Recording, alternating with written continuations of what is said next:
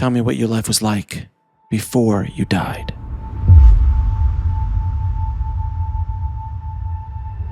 This happened in Northern Ontario, Canada. I was assigned to work as part of my residency training for a month in Northern Ontario with the Native Indian communities. And on this particular day, I was assigned on a medevac by a small airplane. So it was a very small twin-engine propeller plane called a Piper Aztec to do a medevac of a critically ill Native Indian woman from where I was in a small community hospital in a place called Sioux Lookout, where I was to accompany her to the largest nearby hospital, which was Winnipeg, which was about an hour away by plane. And so the patient was very critically ill. Just so you know, she was intubated with a tube into her airway, which she had this bag that I had to be compressing, an ambu bag to keep her breathing. She had intravenous's in both arms. The nurse was tending to the intravenous's. And the patient, the nurse, myself, and the oxygen tank, we filled the plane. That was how small the plane was. And then in front of us was the pilot and the co-pilot seat. Of course, there was a pilot, and the oxygen tank was in the co-pilot seat. So it's a little tiny little twin propeller plane. Anyway, as we were flying in the air, I was tending to the patient. I wasn't really, looking so much at what the pilot was doing. But if you've ever been in a propeller airplane, you know the motors are really loud and you can hear them. And so I was only like 10 feet from each of the motors, so I could really hear the noise of both of the motors. All of a sudden, I could hear that the noise from one of the engines had stopped, and the propeller was like sputtering to a stop when I looked out the window, and I shout out to the pilot, "What's going on? What's going on?" And there he is, he's pushing levers, pulling things, doing stuff. Like you could tell he was like desperately trying to get the engine going again. And you have to remember this, so small. I was like right behind him. I could see everything he was doing. But he managed to get that engine going again, thank goodness. And then so I went back to tend to the patient. And then a few minutes later, all of a sudden I heard the left engine, the opposite engine, sputter to a stop. And again, I'm going like, what's going on? What's going on? And again, the pilot was pulling levers, pushing stuff, trying to get the engine going. And then the right one conked again, so that we had no engines going. Now, my reaction, immediate, is probably what most people's reaction would be, was like immediate intense fear and panic. And I remember, because the plane was going down and we were in a snowstorm. We'd flown into a really bad snowstorm, and there was really heavy winds. And the plane, if you want to know what it's like when a plane is crashing, it's like really severe turbulence, like the worst turbulence I'd ever been in. And the plane was bouncing like crazy, going down to the ground. The pilot's trying to steer it to try and get us not to crash into trees. He was trying to guide us. He was trying to do a wheels up belly landing onto the surface of a frozen lake to avoid us being killed crashing into trees. But my immediate reaction was intense fear and panic. And I remember it just leapt out of my heart like a reflex, like, oh God, help, I'm going to die. And that thought, and I guess that is close enough to a prayer, because that is when my near-death experience started. It was actually before the plane hit the ground. And so the plane's still going down, and all of a sudden I started feeling, it was like a force field of peace that was descending upon me. And it literally was pushing down my fear. And I felt this incredible sense of calm and of peace. And then I heard a voice in my mind, and it was a masculine voice. And I've never heard an inner voice before this point in my life. And the voice very clearly spoke, "Be still and know that I am God. I am with you now and always." And with those words, there was just this incredible mystical sensation of peace that just permeated me. I was still fully conscious. The plane had not crashed yet. I then turned and I started comforting the patient, because she'd woken up and she was looking at me with these really terrified eyes. And I said to her, somehow, with absolute knowing it to be true, "It's going to be okay." And I meant that it's going to be okay whether we lived or died. Because at that point I had no idea what the outcome was, but I knew somehow in my soul that no matter what happened, it was going to be okay. Well, the pilot really heroically, and he was commended afterwards, did manage to avoid crashing into the trees. He did, with the wheels up, do a belly landing onto a partially frozen lake. But when the plane stopped skidding on the ice and came to a stop, the weight of the plane very rapidly broke the thin ice, nosedived, and then sunk into very, very deep water. So we all had to get out of the plane while the plane was rapidly sinking. I managed to pull the nurse out, and together she and I tried to pull the patient out, but we were not able to. She was wedged in the doorway of the plane when the plane nosedived and went down. The pilot went out the other door. And then I looked around and to evaluate my situation, and I saw that we had crashed and the plane had sunk right at the edge of ice, right by open water between us and the closest shore. So the closest land, which was an island, was maybe 200 yards away. And what was separating me and us from the land was this open water with a strong, fast-moving current. It turns out that the place that I crashed is called Devil's Gap on Lake of the Woods by Kenora. And it's called Devil's Gap because of the really strong current that is treacherous both in the summer and in the winter. In the winter, the ice doesn't freeze there because of the strong current. So I heard the voice in my head again, and it said, swim to shore. And I remember I was, shall we say, inexperienced with spiritual experiences and higher guidance, because when I remember, I mentally argued with this voice.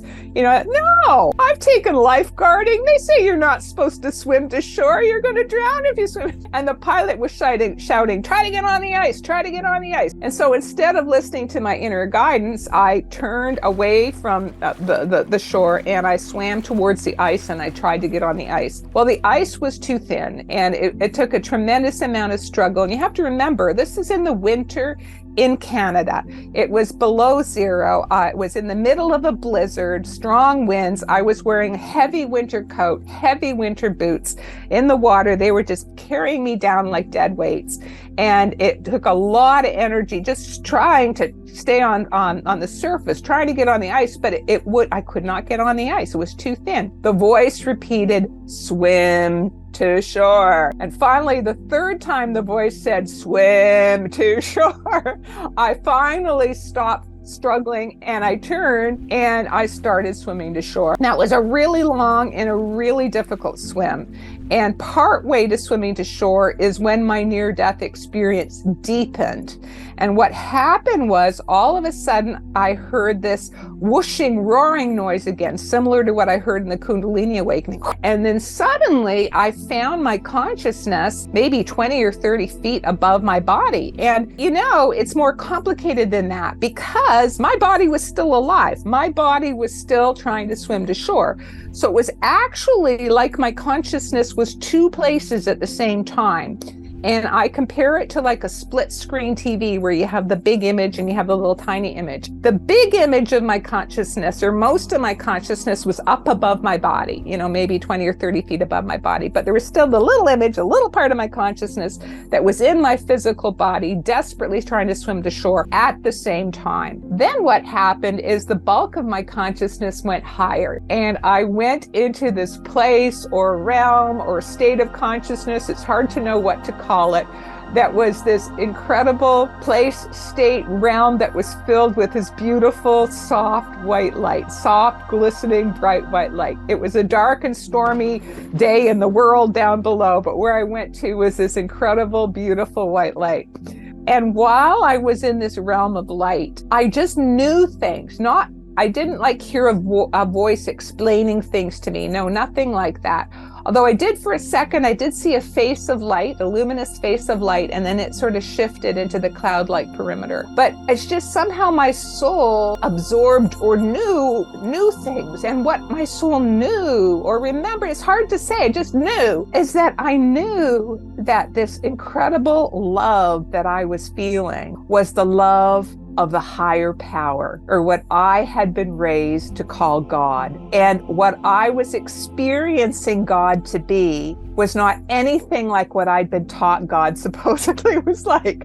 It was not like an old man with a long white beard sitting on a throne judging me if you've been good, been bad, which is what I'd been taught. But what I was actually experiencing was the higher power, whatever name you want to call it, Allah, Brahman, the Force, I use the word God, that the higher power was like an infinitely intelligent, infinitely present, infinitely loving force field that's like interpenetrating all of reality, past, present, future. And I also knew while I was in the white light, somehow in my soul, I knew that whether my body that was still struggling to swim to shore below lived or died really didn't matter, because me, what I think of as me, will continue to live on, even if my body down there doesn't manage to make it to shore. Through a series of coincidences and miracles, it all unfolded that I was able to swim to shore. I made it, and so did the pilot. That a helicopter, by coincidence,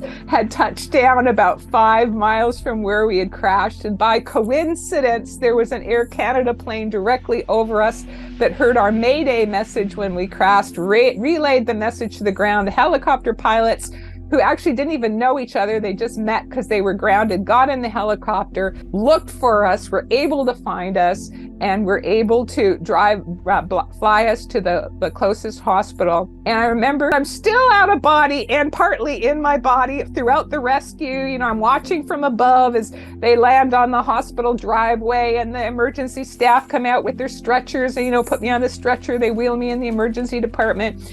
And then finally they resuscitated me because I was hypothermic, which means I was almost frozen to death, and I was a near drowning victim. And they warmed me. They resuscitated me by rewarming my body, by putting me in the hot whirlpool bath in the physiotherapy department. And it's there that I felt my consciousness re-enter my body. And what that experience was like how they depict on TV a genie being sucked into a bottle. I was just suddenly, from this big expansive space above my body, I was sucked in. It felt like through the top of my head into the smaller confines of my physical body. And then I was back. And I remember saying, as I'm rubbing my frozen hands against my legs in the hot water, I'm back, I'm gonna live. So that's how I re-entered my body. Now, it took me a really long time to figure out what on earth this was and to put a name to this experience. And I remember when I was off work for a couple months afterwards because of the frostbite and the near drowning and everything. And I mean, the impact was so profound on me and positive and spiritual. I just felt like I'd brought back some of the love with me. I was like, I was drunk with love, and I was just oozing love. And I look at the squirrels playing on my front lawn, and I feel waves of love for the squirrels, you know, or for children on the street. I just was oozing love. But I also came back with an enhanced capacity to forgive, because my father and I had been feuding for many years, you know, as young people do, right? And we hadn't been speaking. We weren't on good terms. And after this experience, I phoned up my dad and I said, Dad, I love you. Let's be friends. And we reconciled, and we had 7 wonderful years of a loving father-daughter relationship before he died. And I'm so grateful. I feel it's like a gift from God that I got out of this near-death experience, that I had those 7 precious years of relationship with my dad. And you see, nothing about my dad had changed. He still had the, you know, whatever it was that used to bother me so much in his personality. It was, I had changed. That those little things weren't important to me anymore. What was important to me was the love that we shared. I think living a fulfilled life is experiencing firsthand your direct relationship with the loving higher power, and being able to be an instrument of the divine in whatever small way Spirit is calling you to do that.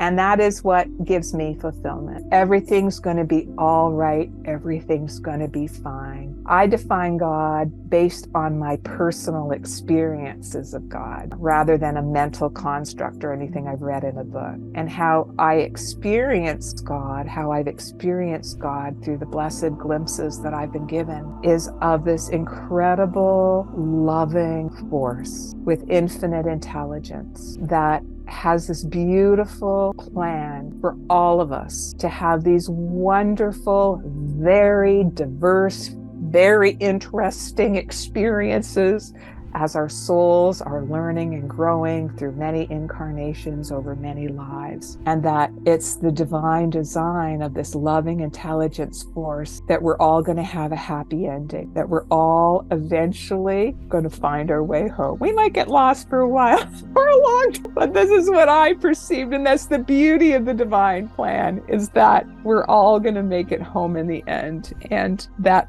by following the little hints and clues that Spirit is trying to give us through whispers or sometimes by explosive experiences, that will help us find a path that's going to lead us to that soul awareness of our true nature as children of God.